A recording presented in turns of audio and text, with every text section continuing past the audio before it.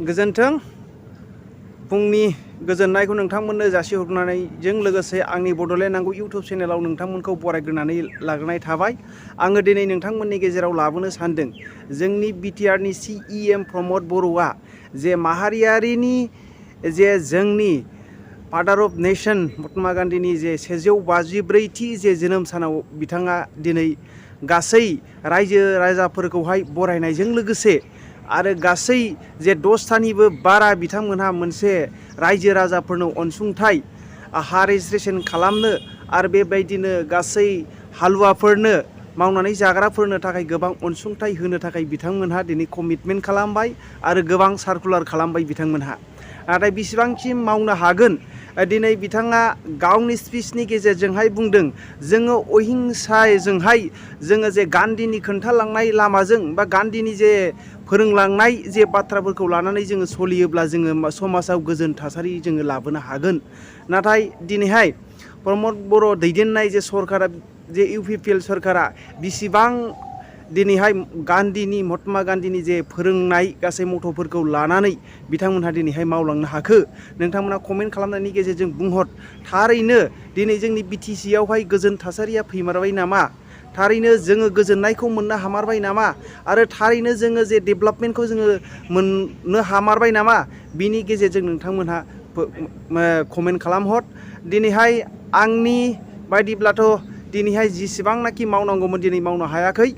दिनैहाय 3 बोसोर बारलांबाय नाथाय जेबो जोङो डेभेलपमेन्टनि खामानिखौ नुनो मोनाखै रायजो राजाफोर। बिनिखायनो आं नोंथांमोननि गेजेरावहाय नोंथांमोनाबो स्टाडि खालामनानै नाय बिसिबांनाखि दिनैहाय जोंनि प्रमद बर' बिथाङा जोंनि जे BTC खौहाय जे डेभेलप खालामनो हादों ना हायाखै नोंथांमोना कमेन्ट खालामनायनि गेजेरजों बुंहर। दिनैहाय बिथांमोनहा दिनै जे गोबां जे इलेक्सननि आरो गोबां जे स्किमनि बिसय गोबां जे पाब्लिकफोरनो आरो रायजो राजाफोरनो हालुवाफोरनो बेबायदिनो होनो थाखाय बिथांमोना कमिटमेन्ट खालामबाय। मावफुंनो हागोन ना हाया ना गावनि सापर्टार मानसिफोरनोल' बे गासै सुजुग सुबिदाफोरखौ होगोन बे मोनसे कुइसन फैयो रायजो राजाफोर।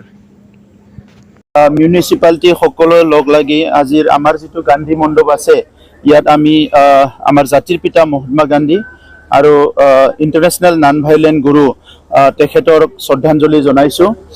ইয়াত আমাৰ গাঁওবুঢ়া এছ'চিয়েশ্যন আমাৰ প্ৰাক্তন সৈনিক ৱেলফেয়াৰ বোৰ্ড বিভিন্ন সংগঠন একেলগে যোগদান কৰিছে আৰু লাহে লাহেকৈ বড়োলেণ্ড যিহেতু শান্তি হৈ আহিছে এটা হিংসা জৰ্জৰিত অঞ্চল এটা অহিংসা পৰিৱেশ এটা আহিছে।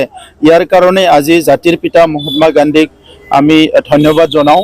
আমি সকলো ভাৰতবাসীয়ে গৌৰৱ অনুভৱ কৰোঁ যে ভাৰততে যে এনেকুৱা এজন মহান ব্যক্তি জন্ম পাইছিলে যিয়ে নেকি গোটেই বিশ্বখনক অহিংসাৰ কথা শিকাই থৈ গ'ল আৰু হিংসাই যে সমাজখন ধ্বংস কৰে অহিংসাই যে সমাজ গঢ়ে এই বাণীটো এই কথাখিনি যে চবৰ আগতে কৈ গ'ল আৰু সকলো আজি এই অহিংসাৰ পথেৰে যাবলৈ চবে আগবাঢ়ি আহিছে।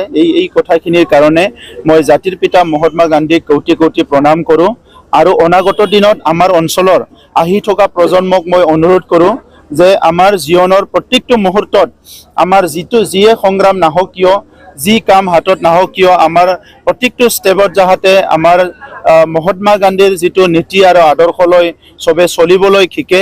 কাৰণ তেখেতৰ নীতি আৰু আদৰ্শ যে আমি যদি আগবাঢ়ি যাব পাৰোঁ আমাৰ জীৱনত কোনো ধৰণৰ সমস্যা আহিব নোৱাৰে। কাৰণ প্ৰত্যেকটো সমস্যাৰে আমাৰ জাতিৰ পিতা মহাত্মা গান্ধীয়ে এটা অহিংস পন্থাৰে কেনেকৈ সমাধান কৰিব লাগে ইয়াৰ সমাধানবিলাক দি গৈছে।